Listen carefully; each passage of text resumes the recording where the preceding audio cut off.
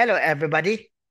This time I will be discussing on how to prepare or complete the Module 2 of the DNR Self-Monitoring Report.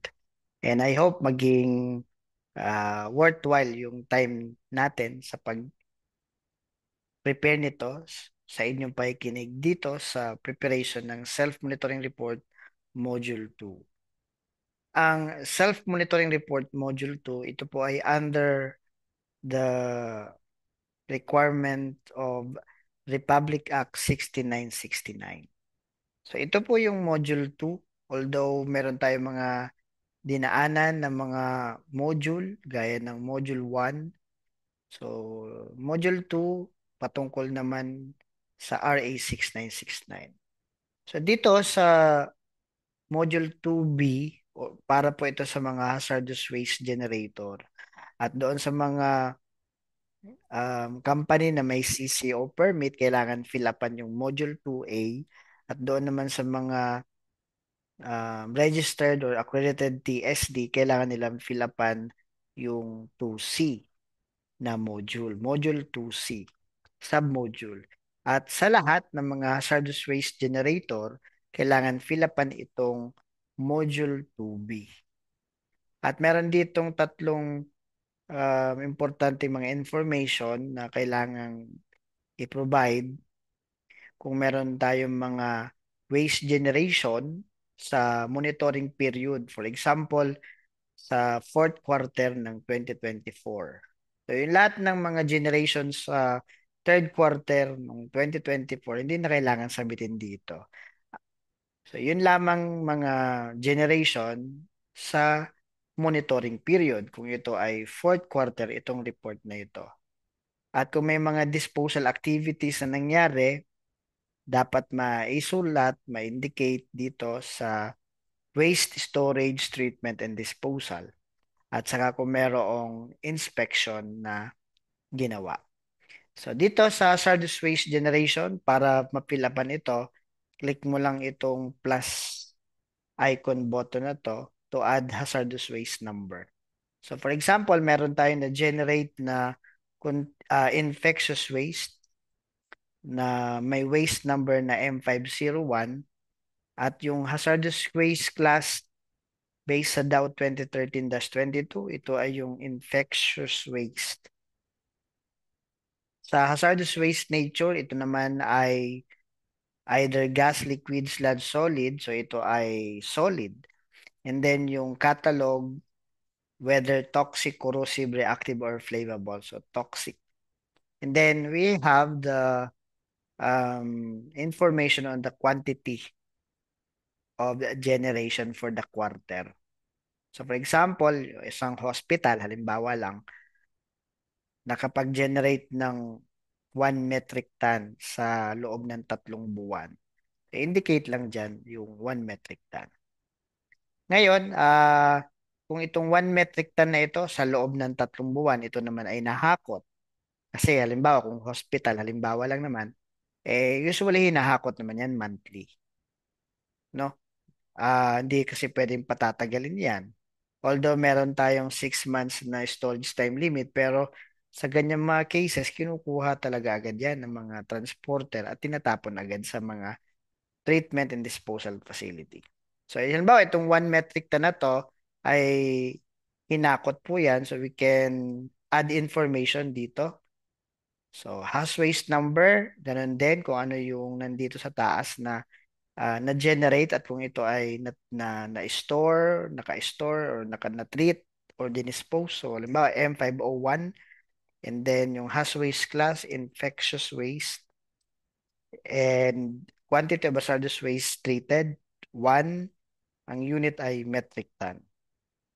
And then the TSD location kung nasaan, halimbawa ang pangalan nung pinag-treat, kung saan trinit yung hazardous waste na to, saan dinispose, halimbawa ABC, Storage Corp. Storage, Treatment, and Disposal Corporation. Halimbawa lang naman. Located in Santa Rosa, Laguna. Example lang. Then dito, naka-store ito yung ating hazardous waste sa ating facility. So, halimbawa, ABC Company Inc. located in Tanawan City. At yung method of storage natin, um, storage using approved type of container with proper label and symbol.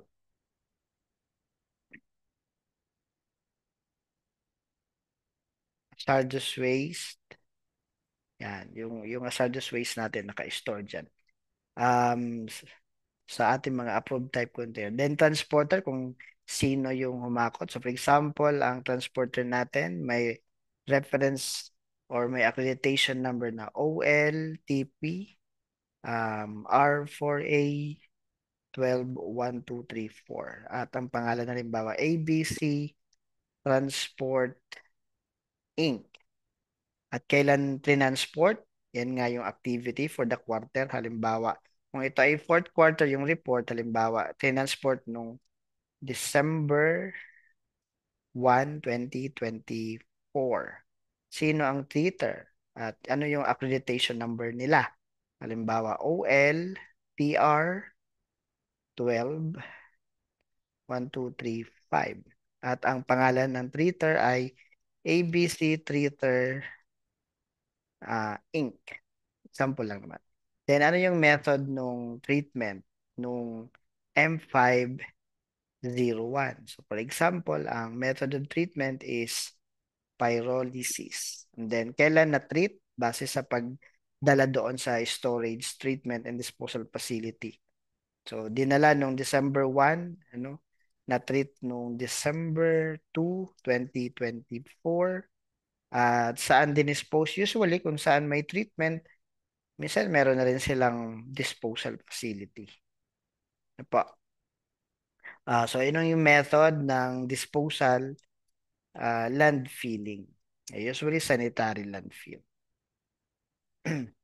Kailan dinispose? So, let's say, for example, December 2, 2024. And then, kung merong inspection na ginawa ang isang person in charge or yung PCO, lagay natin. For example, sa monitoring period na fourth quarter, let's say nag-inspect nung 2024, nung 11 or November 15. Ang kanyang inspection area ay yung hazardous waste storage area at ang findings naman ay none. So that's it. Yan po yung module 2B para sa mga waste generator para sa submission ng self-monitoring report every quarter. So just click save para ma-encode sa system. So next video is tungkol naman sa module 3 ng RA 9275. So thank you very much everyone and God bless us all.